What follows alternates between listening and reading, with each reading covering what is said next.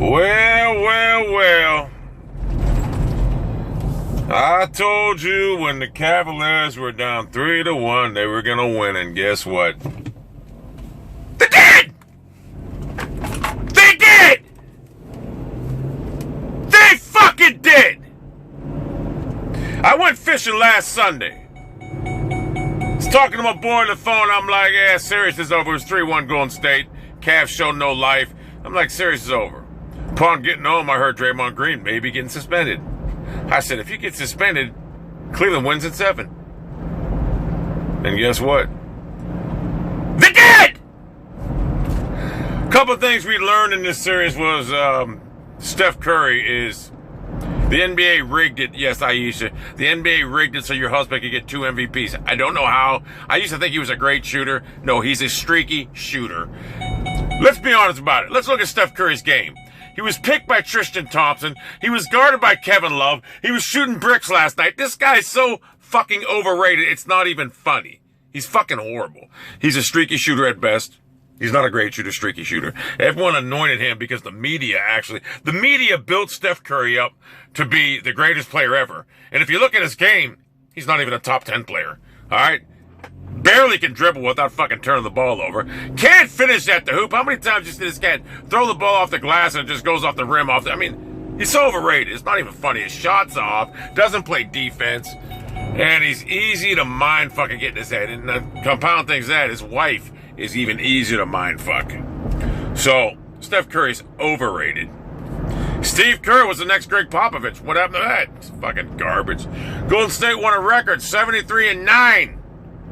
Yet they went 15-9 in the postseason. Cavaliers came back from a 3-1 deficit and won. The only team to ever do that in finals history. LeBron James cemented his legacy. And all this talk about Steph Curry being on LeBron James. Listen, Steph Curry is not even on J.R. Smith's fucking level right now. Let's be honest about it. Oh, and maybe Aisha Curry ought to get off Twitter, stop arguing with the fucking people on Twitter, and learn some better parenting skills. I seen LeBron James at the press conference, and his fucking kids are up there letting the press conference go. They weren't climbing all over the place, weren't interrupting LeBron. That's how kids should behave. I mean, Curry lets his kid walk all over the press conference, so maybe Aisha Curry should take some parenting class instead of being on Twitter and arguing all the fucking time. The Cavaliers outmuscled and bullied the inferior fucking... They outmuscled and bullied the goddamn finesse jump shot team, just bullied them all over the fucking spot. They couldn't hit the threes. They were fucking physically drained and tired. They had no inside presence. They had nothing. They were gone. Cleveland bullied their way to a fucking finals, to a victory. LeBron James got the MVP. I have no problem with it. Kyrie Irving, he could have also got it because, I mean, let's be honest about it. He put the fucking team on his back game, 5? And then yesterday with that shot. But LeBron James is just a fucking straight pillar of greatness. So my hat's off to LeBron James. He's how you should be when you win a title. Kevin Love, look, he had a decent game yesterday, but he's not scoring. I would take Andre Iguodala over Kevin Love right now, and you'd make that trade too if you're the Cavs. But I'm not mad. We got the title. The drought is over. I thought it's just a basketball. I didn't think it'd be, win a basketball, win football. Honestly, I'm not gonna lie. I thought it wouldn't mean that much, but it does. It's weird. You win this title, you're thinking you're actually a champion. Well, I'm not a champion, but the city is. So my hat's off to Ty Lue, who made move and adjustment after adjustment after adjustment. They fucking listen. LeBron James and the Cleveland Cavaliers are in Steph Curry's head. They're living in there rent-free, and it's amazing because Steph Curry is mind-fucked. His wife is he's so mind-fucked to the point that his wife is mind-fucked. The Cleveland Cavaliers bullied the Golden State Warriors in the greatest AKA team in history to submission. Humiliated them. Where's this team ranked as all-time greats? If we're talking Cleveland, right up there. Golden State, they were like the Patriots. When the Patriots went undefeated, they lost the Super Bowl. You ask any Patriot fan, they don't care about that 16-0. They don't. They lost. The season was a whitewash. Golden State, season the same way. It was a wash. Golden State was embarrassed last night. Someone got embarrassed last night. Golden State. The most arrogant, cocky, ugly fucking team in the league was fucking pummeled in this submission. Tell me Klay Thompson looked like an aardvark. Steph Curry was so mad and distraught last night he couldn't even give LeBron James. It was killing him to give LeBron James praise.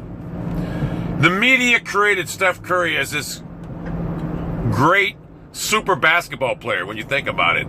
The media created it. They created it. And if you look at his game, you really start to break it down. He can't play defense. If you really break down Steph Curry's game, is he even a top 15, top 20 player in this league? Think about it. Is he? Is he? I highly doubt that.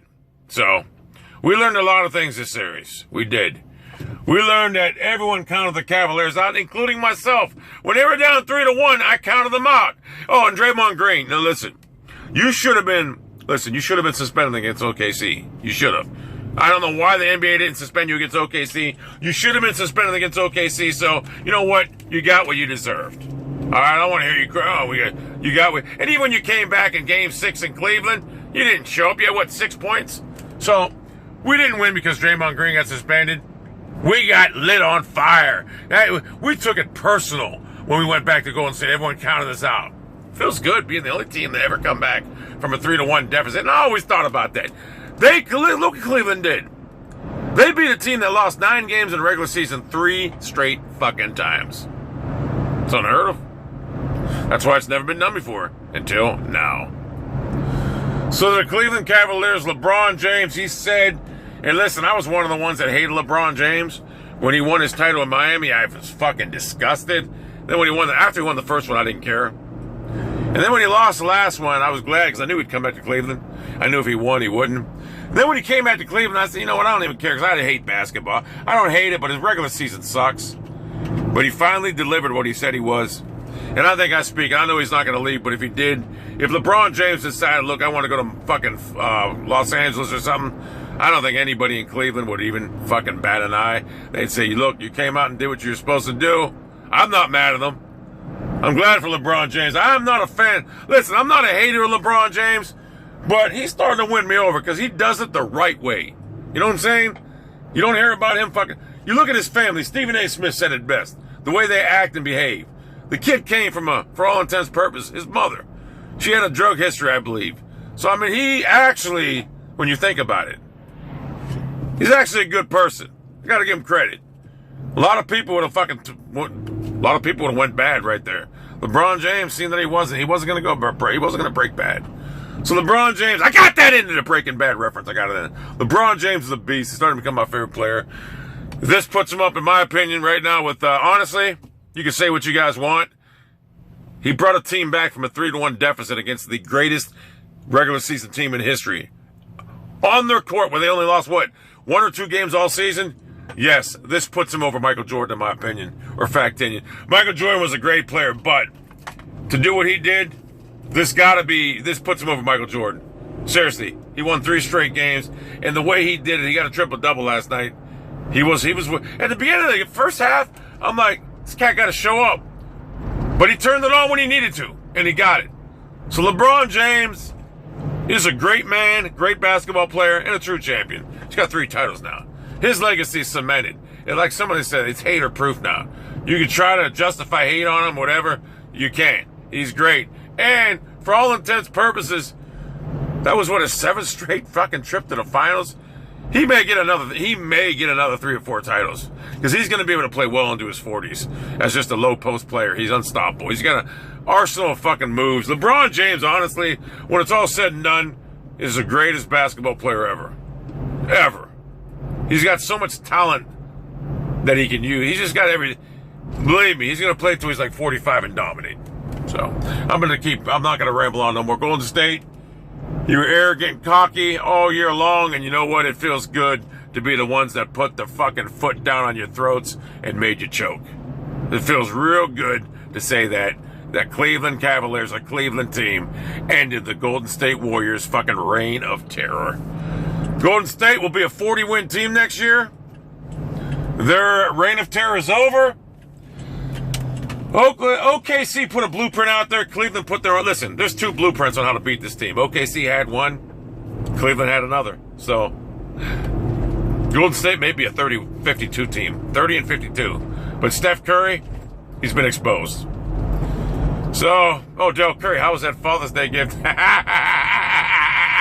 Hey, Dell, I wonder if the players in your league are coming up to you and be like, you know, he said they love watching your son. I love watching your son choke. He sucks. Anyway, Del Curry, it's been nice. It was a great Father's Day, wasn't it? Anyway,